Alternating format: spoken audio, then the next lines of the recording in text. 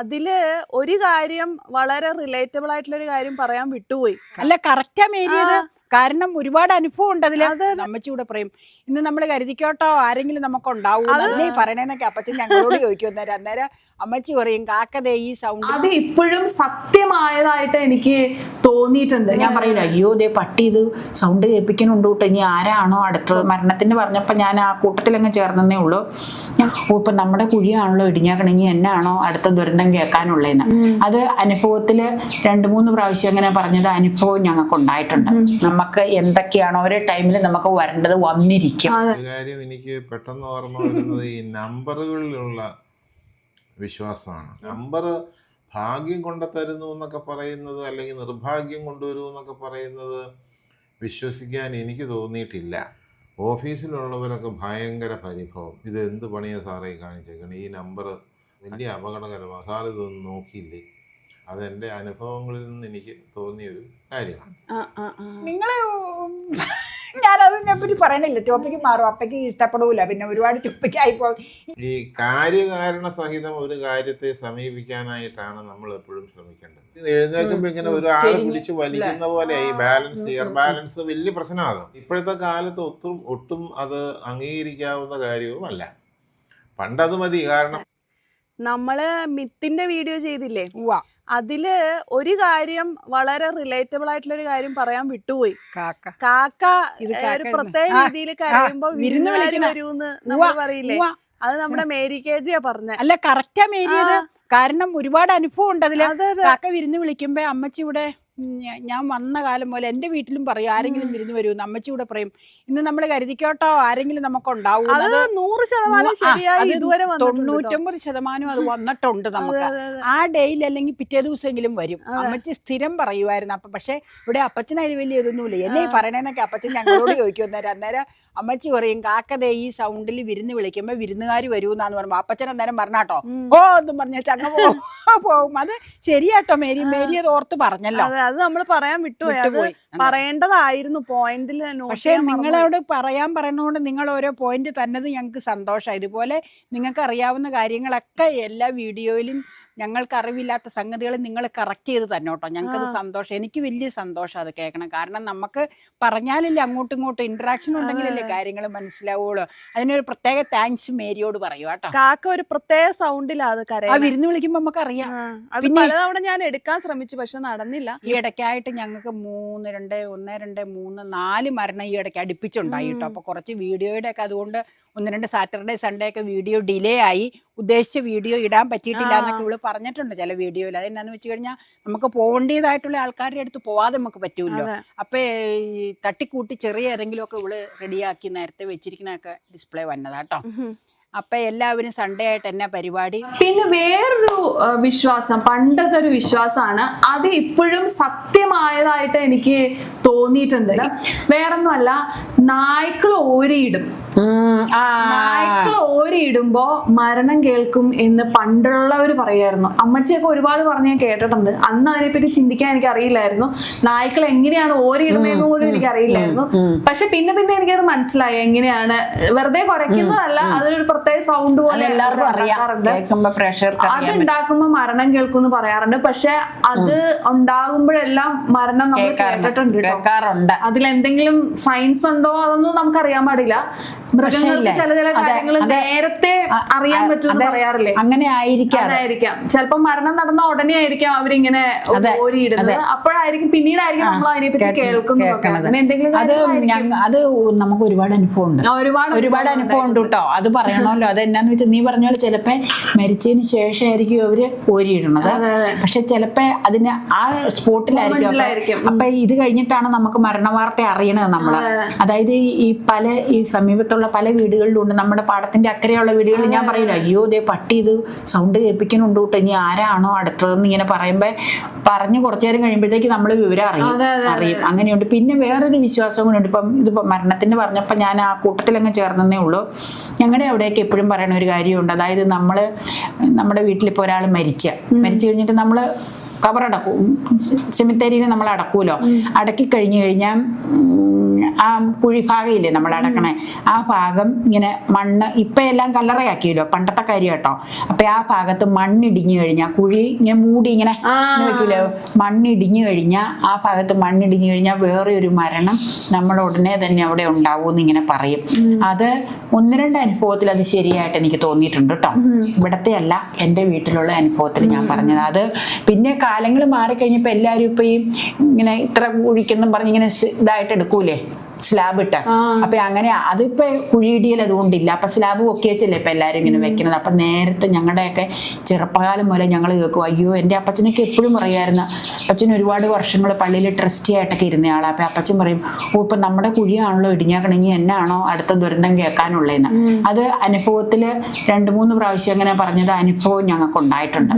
അപ്പൊ അത് വാസ്തവമായിട്ട്, അത് എന്തുകൊണ്ടാ അതിന്റെ സയൻസ് എന്നോ കാര്യങ്ങളൊന്നും അറിയില്ല, എന്തുകൊണ്ടാ കുഴി ഇടിഞ്ഞെന്ന് നമുക്കറിയാൻ മേലാട്ടോ. അതിപ്പോ ഞാൻ മനസ്സിൽ വന്നു കഴിഞ്ഞപ്പോൾ അതങ്ങ് ഷെയർ ചെയ്തതേ ഉള്ളൂ. അതുപോലെ പട്ടി ഓരിയിടണം എന്ന് പറഞ്ഞാൽ ഞങ്ങളിവിടെ പറയണത്, ഇവിടത്തെയൊക്കെ ഭാഷയിലും എൻ്റെ വീട്ടിലും ഒക്കെ ഒരു സാധാരണ രീതിയിലൊരു ഭാഷ പറയും.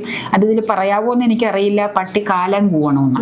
അതെന്നാന്ന് വെച്ച് കഴിഞ്ഞാൽ ഈ മരണത്തിൻ്റെ ആണല്ലോ കാലൻ എന്ന് പറയുന്നത്. അപ്പൊ കാലനെ കൊണ്ടുവരുന്നു എന്നുള്ള ഐതിഹ്യം വെച്ചാണ് അങ്ങനെ പറയണത്. അത് പലതും അങ്ങനെ കേട്ട് കഴിഞ്ഞാൽ അനുഭവം വന്നിട്ടുണ്ട്. ചിലപ്പോൾ മരിച്ചതിന് ശേഷം ഇവർക്ക് അനുഭവം ഇത് വന്ന് കൂവണതായിരിക്കും അവര്, അല്ലെങ്കിൽ ആ സ്പോട്ടിൽ ഇത് സംഭവിക്കുന്നുണ്ടാവും. അതിനുശേഷം നമ്മൾ വിവരം അറിയണത്.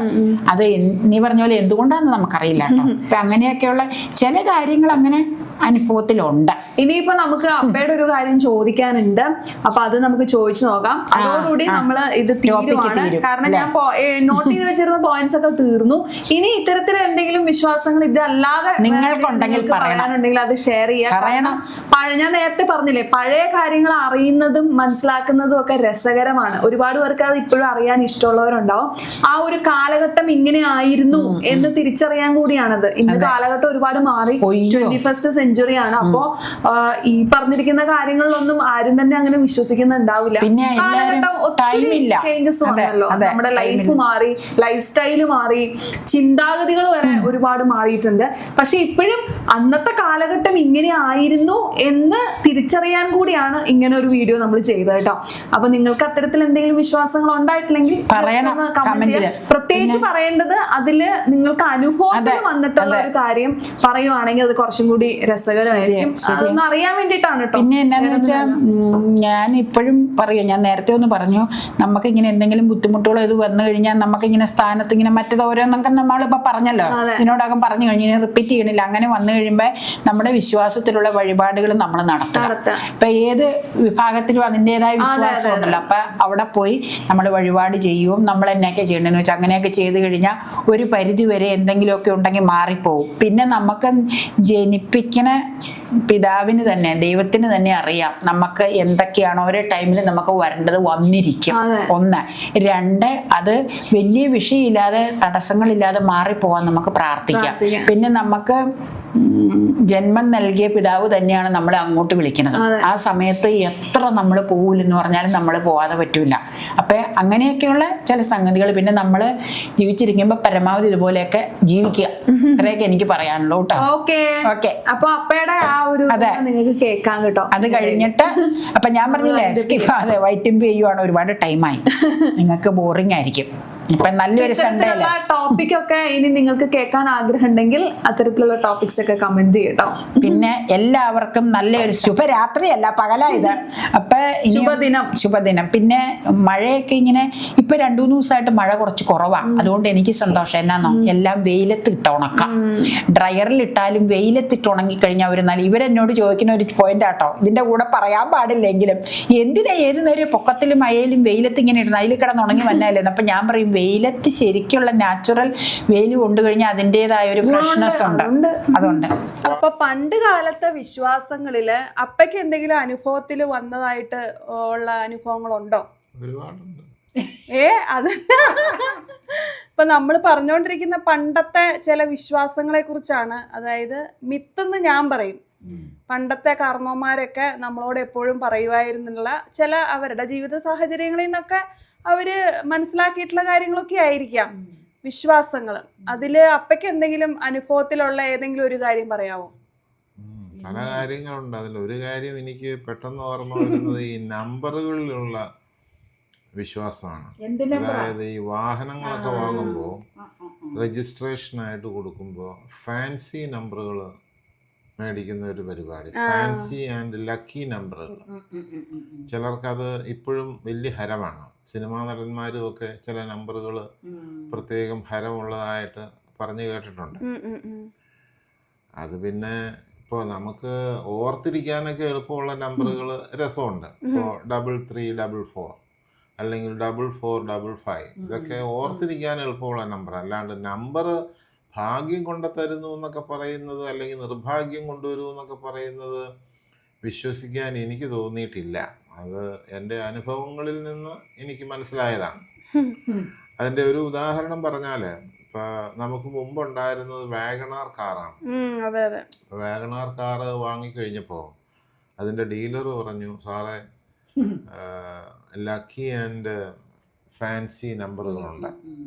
5000 10,000 ഒക്കെ കൊടുത്തു കഴിഞ്ഞാൽ തിരക്കേടില്ലാത്ത ലക്കി ആൻഡ് ഫാൻസി നമ്പറുകൾ കിട്ടും. അതിൽ കൂടുതൽ കൊടുത്തു കഴിഞ്ഞാൽ കുറേ കൂടി ലക്കി ആൻഡ് ഫാൻസി നമ്പറുകൾ കിട്ടും. അതെന്തെങ്കിലും നോട്ടമുണ്ടോ എന്ന് ചോദിച്ചു. അപ്പോൾ ഞാൻ പറഞ്ഞില്ല, എനിക്ക് RTO തരുന്ന നമ്പർ ഏതാണോ അത് ഉപയോഗിക്കാനാണ് താല്പര്യമുള്ളൂ. അങ്ങനെയല്ല സാറേ, അത് ലക്കി നമ്പറുകൾ വളരെ നല്ലതാണ്, അത് വളരെ ഗുണം ചെയ്യുന്നതാണെന്നൊക്കെ പറഞ്ഞു. ആയിരിക്കാം, അങ്ങനെയുള്ളവർക്കായിരിക്കാം. പക്ഷേ എനിക്കതിനോട് താല്പര്യമില്ല. അതുകൊണ്ട് രജിസ്ട്രേഷന് ചെല്ലുമ്പോൾ ഏത് നമ്പറാണ് അവർ തരുന്നതെന്ന് വെച്ചാൽ ആ നമ്പർ ഉപയോഗിക്കാനാണ് ഞാൻ ആഗ്രഹിക്കുന്നത്. അങ്ങനെ കൊണ്ടുപോയി അത് ഒരു നമ്പർ കിട്ടി. ആ നമ്പറൊക്കെ ഫിറ്റ് ചെയ്തു. പിറ്റേ ദിവസം ഞാൻ ഓഫീസിൽ ചെന്നപ്പോൾ ഓഫീസിലുള്ളവരൊക്കെ ഭയങ്കര പരിഭവം. ഇത് എന്ത് പണിയാണ് സാറേ കാണിച്ചേക്കണം, ഈ നമ്പർ ഭയങ്കര അൺലക്കിയാണ്. ഇതെല്ലാം കൂടി കൂട്ടുമ്പോൾ 8 എന്ന സംഖ്യയാണ് വരുന്നത്. നമ്മുടെ അന്നത്തെ വണ്ടിയുടെ അതെ, 8 എന്നുള്ള സംഖ്യ ഇടിവണ്ടിയുടെ നമ്പറാണ്. അത് വലിയ അപകടകരമാണ്. സാർ ഇതൊന്നും നോക്കിയില്ലേ, അത് ഇങ്ങനെ ഇത് വലിയ അൺലക്കി നമ്പറാണെന്നൊക്കെ പറഞ്ഞുകൊണ്ട് അവർ ഭയങ്കരമായിട്ട് പരിഭവം പറഞ്ഞു. അപ്പോഴും ഞാൻ പറഞ്ഞു എനിക്ക് RTO തരുന്ന നമ്പറാണ് ഞാൻ ഉപയോഗിക്കാനായിട്ട് ബാധ്യസ്ഥൻ. ആ നമ്പർ ഉപയോഗിക്കാൻ ഞാൻ തയ്യാറുമാണ്. ആ നമ്പർ കിട്ടി, ഞാനത് ഉപയോഗിക്കും. ആ നമ്പറിലുള്ള കാറ് ഞാൻ 13 വർഷം ഉപയോഗിച്ചു. 13 വർഷമായി കഴിഞ്ഞപ്പോൾ കൊടുക്കാൻ കാരണം പിന്നെ രജിസ്ട്രേഷനൊക്കെ വരുമ്പോൾ അത് ഏടാകൂടായതുകൊണ്ടാണ്. അല്ലെങ്കിൽ അത് അന്നേരം കൊടുക്കാൻ താല്പര്യമില്ല. എനിക്ക് വാഗണാർ വളരെ ഇഷ്ടപ്പെട്ട ഒരു വണ്ടിയായിരുന്നു. ഈ 13 വർഷവും എനിക്ക് ഒരു പ്രശ്നം ഉണ്ടാക്കിയിട്ടില്ല, ഒരു അപകടം ഉണ്ടാക്കിയിട്ടില്ല, ഒരു തരത്തിലുള്ളതായ അൺലക്കി ആയിട്ടുള്ള ഇതും എനിക്ക് ആ നമ്പർ തന്നിട്ടില്ല. അപ്പോൾ അതിൽ നിന്ന് എൻ്റെ വിശ്വാസം ഒന്നുകൂടി ഉറപ്പിച്ചു. കാരണം ഇതിനൊന്നും ഒരു കാര്യവുമില്ല. നമുക്ക് തരുന്ന നമ്പർ ഇനി അഥവാ എന്തെങ്കിലും ഭാഗ്യം ഉണ്ടെങ്കിൽ തന്നെ അത് നാച്ചുറലായിട്ട് കിട്ടുന്നതിനാണ് ഭാഗ്യം. നമുക്ക് അലോട്ട്മെന്റ് വരുമ്പോൾ ഏതെങ്കിലും ഒരു ഭാഗ്യ നമ്പർ കിട്ടിക്കഴിഞ്ഞാൽ അത് ഇതാണ്. അല്ലാണ്ട് കാശ് കൊടുത്ത് നമ്പർ മേടിച്ചിട്ട് അത് ഭാഗ്യമാണെന്ന് പറയുന്നതിൽ കാര്യമുണ്ടോ എന്ന് എനിക്കറിയില്ല. ഇനി രണ്ടായാലും ഞാൻ അതിനു വേണ്ടി പൈസ മുടക്കി ലക്കി നമ്പർ വാങ്ങാനായിട്ട് ഒട്ടുമേ ഉദ്ദേശിക്കുന്നില്ല. അതെൻ്റെ അനുഭവങ്ങളിൽ നിന്ന് എനിക്ക് തോന്നിയൊരു കാര്യമാണ്. അപ്പൊ ഈ നമ്പറിന്റെ കാര്യം അപ്പൊ പറഞ്ഞില്ല. അപ്പൊ എനിക്ക് വേറൊരു ഡൗട്ട്. എപ്പോഴും എല്ലാവരും പറയുന്നുണ്ട് ഈ 13 എന്നുള്ള നമ്പർ നമ്മൾ ഒന്നിനും ഉപയോഗിക്കില്ല. അല്ല, ഞാൻ നമ്പറുകളൊക്കെ ശ്രദ്ധിക്കും. ഞാനതിനെ പറ്റി പറയണില്ല, ടോപ്പിക്ക് മാറും, അപ്പയ്ക്ക് ഇഷ്ടപ്പെടൂല, പിന്നെ ഒരുപാട് ടോപ്പിക്ക് ആയിപ്പോ. ഈ 13 എന്നുള്ള നമ്പർ എന്തുകൊണ്ട് ആരും എടുക്കൂലാത്തത്?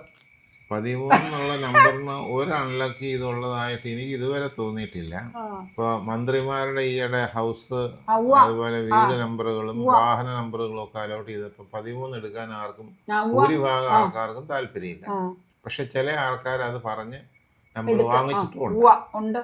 അവർക്ക് ഒരു പ്രശ്നവും ഈ നമ്പറിന്റെ പേരിൽ ഉണ്ടാവുമെന്ന് ഞാൻ വിശ്വസിക്കുന്നില്ല. ഇപ്പൊ ഉദാഹരണത്തിന് ഈ 13 നമ്പർ ആരും എടുക്കൂലായിരുന്നു കഴിഞ്ഞ LDSന്റെ കാലത്തുള്ള ഭരണകാലത്ത്.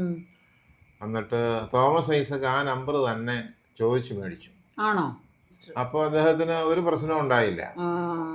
അത് 5 വർഷം ഉപയോഗിച്ചു, ഒരു പ്രശ്നവും ഉണ്ടായില്ല. തോമസ് ഐസക് ആ നമ്പർ ധീരമായിട്ട് എടുക്കാൻ ഉള്ള ധീരത കാണിച്ചുള്ളൂ.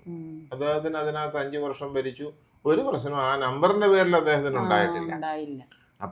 അപ്പൊ അത് എടുക്കാനായിട്ട് നമ്മൾ തയ്യാറായി കഴിഞ്ഞാൽ ഒരു പ്രശ്നവും ഇല്ല. ഇനി അത് എടുത്തതിന്റെ പേരിൽ ചിലപ്പോൾ ഒരു പനി വന്നാല് അതെ അതെ അതെ അതെ അതുകൊണ്ടാണ് അതൊന്ന് വിശ്വസിക്കുന്നവർക്ക് അതായിരിക്കും കാര്യം. അതും അതല്ല എന്നുള്ള ഒരു നാച്ചുറലായിട്ട് വരേണ്ട ഒരു പനിയാണ്, അത് കാലാവസ്ഥാ ഭേദത്തിനനുസരിച്ച് അത് വന്നു എന്ന് പറഞ്ഞു കഴിഞ്ഞ് ആശ്വസിക്കുന്നവരാണെങ്കിൽ അത് അങ്ങനെ. നമ്പർ അൺലക്കി ആണെന്ന് വിശ്വസിക്കുന്നവർ ആ അൺലക്കി നമ്പർ എടുത്തുകൊണ്ടാണ് ഈ പനി വന്നതെന്ന് വേണമെങ്കിൽ അവർ വിശ്വസിക്കും. അങ്ങനെയുണ്ട്. നമ്മൾ അങ്ങനെയുള്ള ഈ കാര്യകാരണ സഹിതം ഒരു കാര്യത്തെ സമീപിക്കാനായിട്ടാണ് നമ്മൾ എപ്പോഴും ശ്രമിക്കേണ്ടത്. ഏത് വിശ്വാസങ്ങളും ഞാൻ അംഗീകരിക്കാൻ തയ്യാറാണ്, പക്ഷെ അത് എന്നെ കൺവിൻസ് ചെയ്യണം. സയൻസ് വേണം. കാര്യകാരണ സഹിതം പറഞ്ഞ് നമ്മളെ കൺവിൻസ് ചെയ്യണം. കൺവിൻസ് ചെയ്ത് കഴിഞ്ഞാൽ ഞാനത് അംഗീകരിക്കാൻ പൂർണ്ണമായിട്ട് തയ്യാറാണ്. അതിനകത്ത് മുൻവിധികളൊന്നുമില്ല. അതല്ലാതെ കണ്ണുമടച്ച് പറയുന്നത് എന്തും കേട്ട് നമ്മൾ തുപ്പലത്തോടെ വെട്ടി വിഴുങ്ങി വിശ്വസിക്കാനായിട്ട് നമ്മൾ ഒരിക്കലും തയ്യാറാകരുത്. അതിനല്ല നമ്മൾ ഇത്രയും പഠിക്കുകയും അറിയുകയും വായിക്കുകയും ഉൾക്കൊള്ളുകയും ഒക്കെ ചെയ്യുന്നത്. കാര്യത്തെ കാര്യമാത്ര പ്രസക്തമായിട്ട് കാര്യകാരണ സഹിതം മനസ്സിലാക്കി പ്രവർത്തിക്കാനാണ് ഈ വിദ്യാഭ്യാസവും സംസ്കാരവും ഒക്കെ നമ്മളിൽ ഉണ്ടാകുന്നത് എന്നാണ് എൻ്റെ വിശ്വാസം. പഴയ ആൾക്കാർ പലരും അങ്ങനെ ചെയ്യാറുണ്ട്. കാരണം അവർക്ക് അത്രയ്ക്കുള്ള വിദ്യാഭ്യാസങ്ങളും എക്സ്പോഷറും ഒക്കെ അത്രയ്ക്ക് പരിമിതമാണ്. കാലഘട്ടം പഴയതാണല്ലോ. കാലഘട്ടം പഴയ ഭൂതം പ്രേതം പിശാചി, ഏത് ഭൂതം ഏത് പ്രേതം എന്ത് ഇത് ഒരു കാര്യവും ഇല്ലാതെ നമ്മള് അറിയാൻ വയ്യാത്ത കാര്യങ്ങളെ അത് ഭൂതമാണെന്ന് വിശ്വസിച്ച് ഒരു പൂച്ച ചാടിയാൽ മതി, അത് ഭൂതമാണെന്നാണ് പറയുന്നത്. അതുപോലെ കറുത്ത പൂച്ച. ഇന്നാള് കഴിഞ്ഞ പ്രാവശ്യം ഞാനൊരു അനുഭവം ഒരാൾ പറയുന്നത് കേട്ടു. ഒരു പയ്യൻ 8-10 വയസ്സ് പ്രായമുള്ള ഒരു കുട്ടിയാണ്. അതിങ്ങനെ കിടക്കുമ്പോൾ അത് ഇങ്ങനെ ഒരു സൈഡിലേക്ക് ഇങ്ങനെ അതിങ്ങനെ വലിഞ്ഞു പോവുക, അതിൻ്റെ തല. അപ്പോൾ അതിൻ്റെ മുത്തശ്ശി എങ്ങാണ്ട് അവിടെ കവറടക്കിയിട്ടുണ്ട്.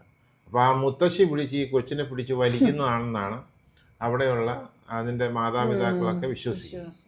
ഭയങ്കരമായ പ്രശ്നം വയ്ക്കൽ, ആകെ ജഗപുക.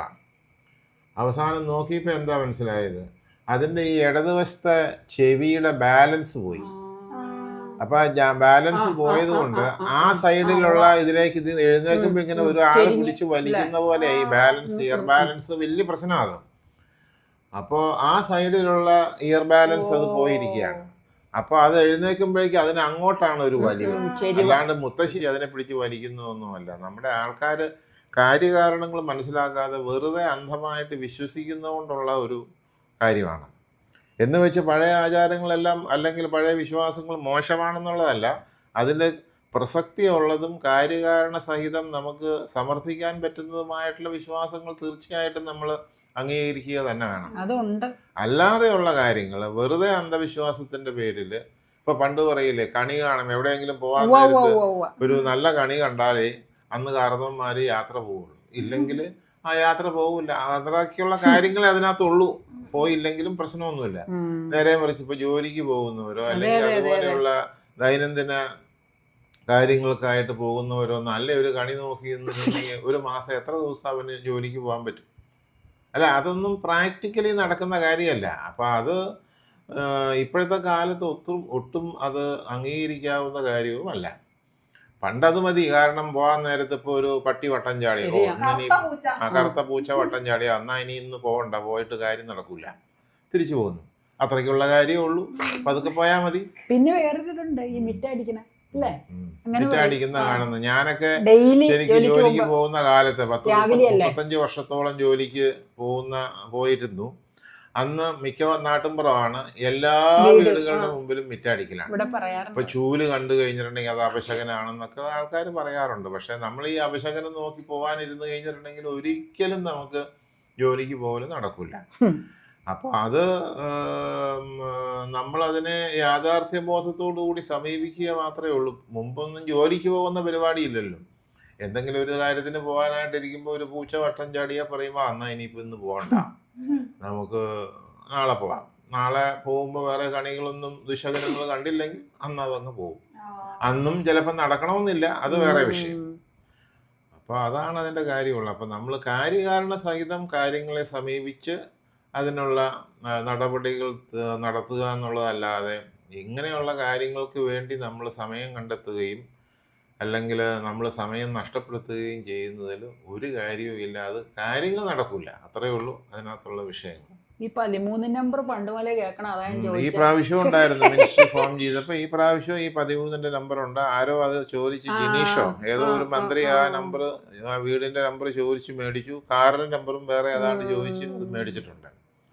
അപ്പൊ ഐസക്കിന്റെ ഇത് വെച്ച് നോക്കുവാണെങ്കിൽ നമുക്ക് വളരെ ക്ലിയർ ആണ്, അതിനകത്ത് ഒരു പ്രശ്നവും അതിനകത്ത് ഉണ്ടാകേണ്ടതായ കാര്യമില്ല. ഇനി അഥവാ ഒരു പനി വന്നാലും ഞാൻ മുമ്പ് പറഞ്ഞ പോലെ അത് നമ്പറിന്റെ പേരിലല്ല, ശാരീരികമായ ക്ഷീണത്തിന്റെയോ മറ്റാവശ്യതയുടെയോ പേരിൽ ഒരു പനി വന്നതാണെന്ന് നമ്മൾ അതിനെ അങ്ങ് അംഗീകരിച്ചേക്കാം. അത്രേ ഉള്ളു കാര്യം. നമ്മുടെ വിശ്വാസങ്ങളാണ് ഇതൊക്കെ. അതെ അതെ അതെ അതെ. പക്ഷെ അത് ഇത് വിശ്വാസം ഉള്ളവർക്ക് അത് വലിയ വിശ്വാസമാണ്. പക്ഷെ അത് അവരുടെ ഇഷ്ടം, അത് അവരങ്ങനെ ചെയ്തോട്ടെ, നമുക്കതിനകത്തൊന്നും തർക്കങ്ങളൊന്നുമില്ല. പക്ഷെ നമ്മൾ വിശ്വസിക്കുന്നതും നമ്മൾ ഓരോ സംഗതികൾ നീക്കം നടത്തുന്നതും ഇന്ന രീതിയിലാണെന്ന് മാത്രമേ ഉള്ളൂ. അതാണ് അതിന്റെ കാര്യം. ശരി. ദൂരണ്ടി. അപ്പൊ okay, bye bye. Bye bye.